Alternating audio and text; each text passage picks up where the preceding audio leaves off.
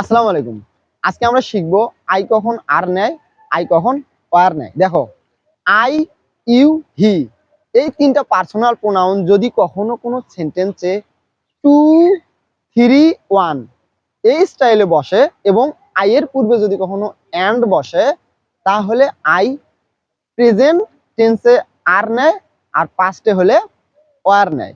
Example স্বরূপ দেওয়া যায়, দেখো, you, he and I are present here. দেখো এখানে আই এর পর কিন্তু কি আর বলছি আমি, যে তুমি, সে এবং আমি এখানে উপস্থিত আছি। আর ওয়ারের এক্সাম্পলটা কিরকম হবে, দেখো, you, he and I were present there. তুমি, সে এবং আমি সেখানে উপস্থিত ছিলাম।